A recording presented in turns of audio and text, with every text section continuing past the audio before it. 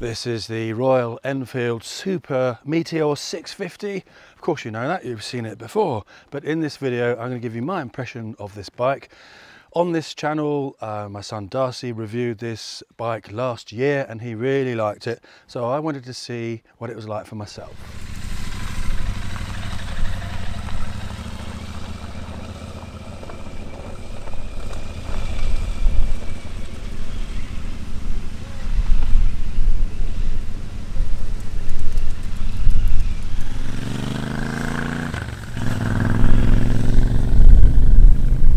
My first impression of this bike when it came and it was parked next to the Royal Enfield Classic 350 before it went was that this is a much bigger bike, and when I sat on it, it feels higher at the front, and I like that. It's got a nice commanding feel to it, and of course you've got the forward controls, so the riding position is very roomy, and being 6'2", as you would know if you follow the channel, but if you haven't seen this before you wouldn't know, it's a lovely riding position. So for taller people, because of the forward controls, the bike feels more roomy than a lot of other bikes, so that's a good thing.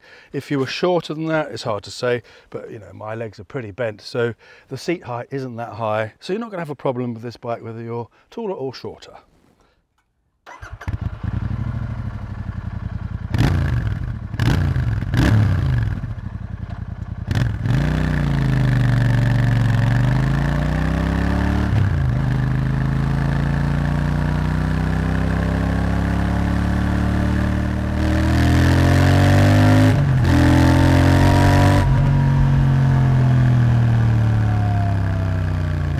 Starting up and riding away for the first time, it's ever so easy to ride. Perhaps the forward controls, if you've not had them before, would take a little getting used to where you put your feet naturally, as you probably want to put them further back, but once you're used to it, that's perfectly normal, and it does give you a very comfortable riding position. It has the same 650cc air-stroke oil-cooled engine that you'll find in the Interceptor and the Continental GT. Both of those bikes I like very much indeed, and it's a nice engine. It feels kind of more modern in this bike. I don't know if it is any different the way it's been tuned, but it does feel like quite a modern engine, and it feels very much and sounds very much like a Triumph Bonneville. Of course, it's a smaller capacity and not as powerful as a Bonneville, but it does have that feel and sound to it.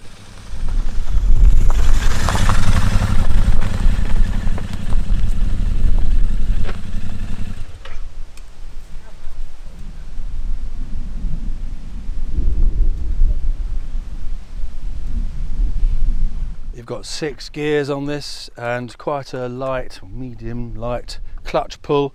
The gear shift feels a little vague, I think. It goes in perfectly well and changes gear perfectly fine, but you don't get that very positive feeling that it has gone in, although it has. So that's just a little observation I made, perhaps because of the linkages that are needed for the forward controls. You've got a bit of extra stuff going on there, so just take away that direct feel about it. The mirrors don't stick out wide enough, so you only get like a 50% view of the road behind you through them. So there's no reason why they can't stick out another 5-6 inches.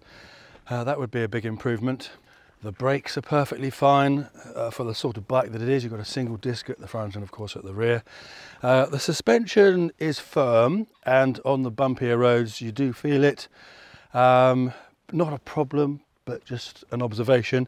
You've got the upside down forks on this, which I think are unnecessary and spoil the look of the bike, in my opinion. I think people that want a cruiser don't want modern styling, and although this is kind of a mixture of the two, conventional forks I think would look a lot nicer, and the performance difference is negligible, and as I said, it's quite a firm ride anyway, so I don't think you've gained anything by having those.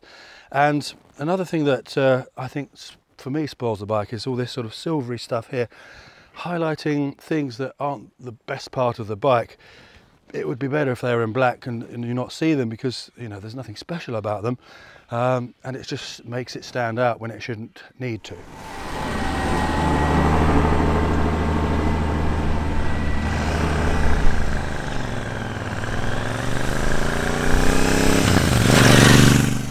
Now on that theme, as I said, because cruiser riders tend to look for more classic looks, you've got alloy wheels on this, which aren't bad, but I think they'd look better with spoked or laced wheels in chrome or something, even black, but spoked wheels are nice, and that probably is one of the reasons why the ride's a little firm, because you get a little bit more give with spoked wheels than you do with these alloys.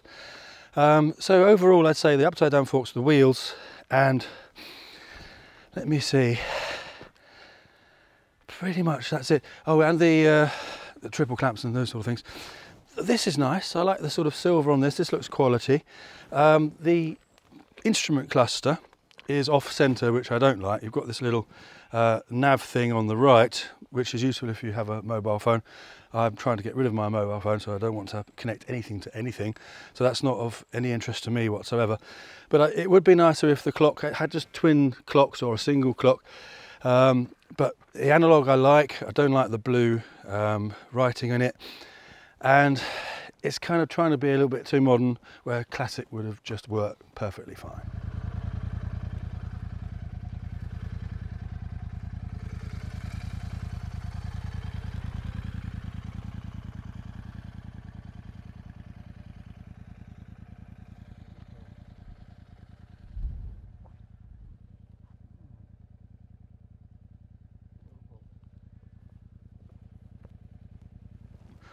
Other than that, I think the styling's very nice. The tank's very pretty.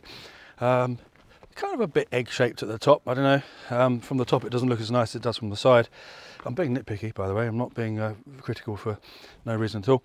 You've got a nice cable clutch on this and a cable throttle, so a nice direct feel. That's always good.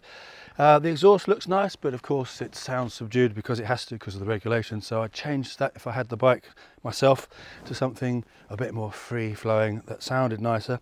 Twin shocks I like. The rear mudguard's beautiful, functional, and a testament to the fact that a big mudguard goes to the back of the wheel and you can stick a number plate on the back of it, even though it's a huge one from the UK. Not one of these silly mudguards that ends there, then you've got to have a huge plastic thing sticking out and one of those ridiculous extender things there. Hasn't got that, so that's really nice. The rear light is very nice and round. Why not be round? Everything has to be weird shape these days. So this is very nicely designed, functional, etc. Proper LED headlight, nice and round, looks fine, but modern lighting inside, that's all good. Reasonably large front mudguard. I think it's metal, but I don't like this thing here, which you tend to get with the upside down forks. So, as I said, it would be better if it was a bit more classically designed, but I've got a funny feeling that this is going to be the platform for the Classic 650. I have no inside information whatsoever, but if this was the platform for the Classic 650 and it had those things that I was saying, then that would be a really popular bike, I'm sure. There's a lot to be said for these smaller capacity 650-ish types of bikes, because it's a lovely engine, it's got enough power and torque for the everyday world, yet not so much that you're going to get yourself into ridiculous trouble and find yourself at 125 miles an hour in 3 seconds.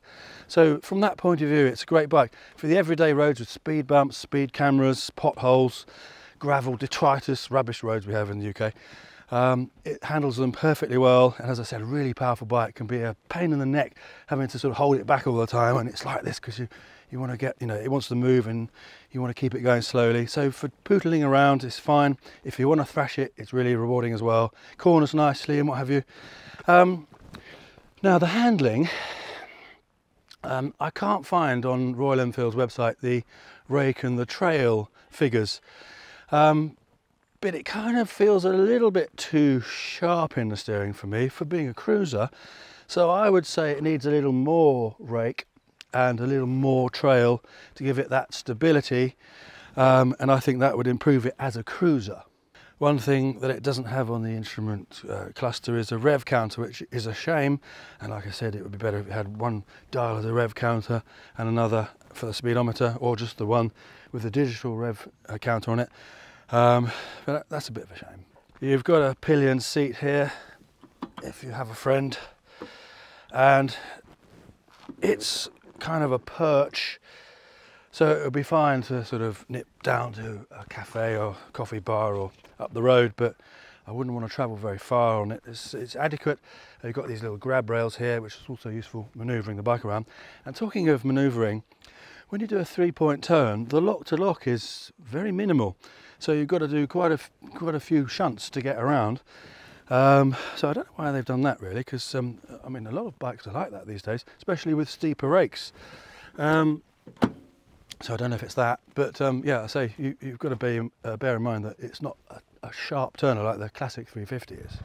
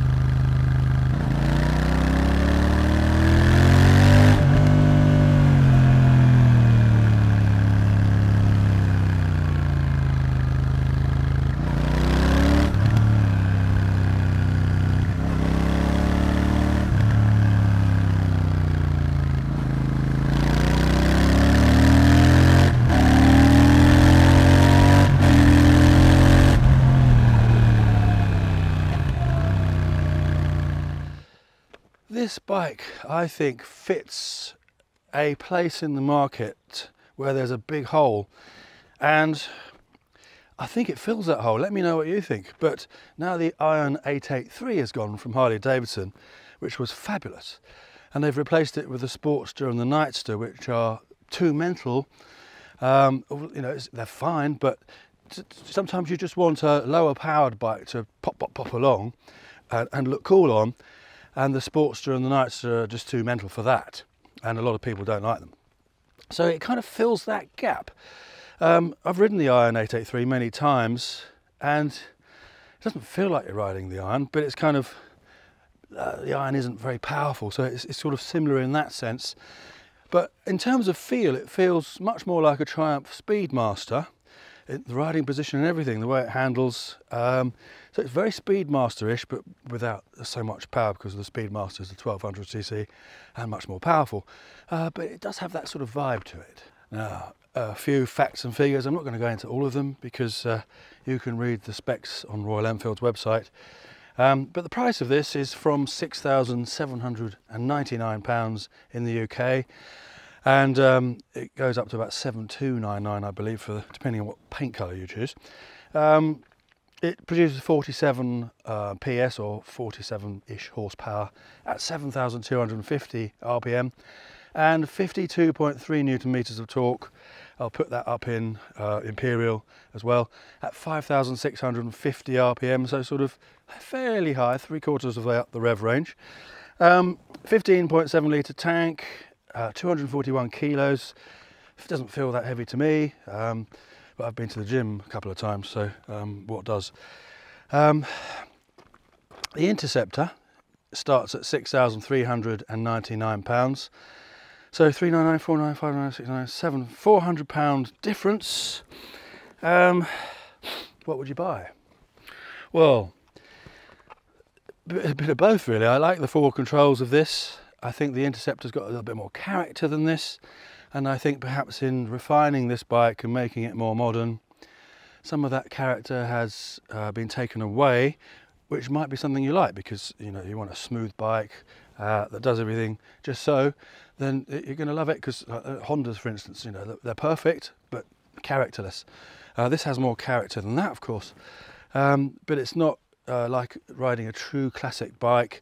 And as I said, I think the classic 350, which has just gone, felt sort of so full of character that, you know, even though it's not as powerful, you enjoy it so much because of that character that it has. Of course, riding in the city and the countryside is perfectly great on this bike. On the motorways, it's fine as well. 70 miles an hour is very easy, and it will go a lot faster than that. So it's got plenty of oomph to keep up with the modern traffic and overtake. So no problems whatsoever, very usable bike to have. So to summarise, I would say overall it's a definite yes. If everything from here forwards could be changed to what I said in the video, then it would be a really, really definite yes. So that's the only thing. This from here forwards, that's the bit they got wrong. The rest of it actually is very nice. So overall, it's a great bike to ride. It's great fun, easy to get along with, easy for commuting, easy for everyday use, etc. And great for blasts at the weekend. So I'm going to go out on this bike again at the weekend. I'm going to nip down to the Ponderosa Cafe in North Wales, which is a great hangout for bikers. Park it up there and see if people talk about the bike and see what happens. So that'll be coming soon. What else have we got coming? Harley Davidson coming next week. Fabulous, can't wait for that. So lots to come, more on this as well. See you in the next video.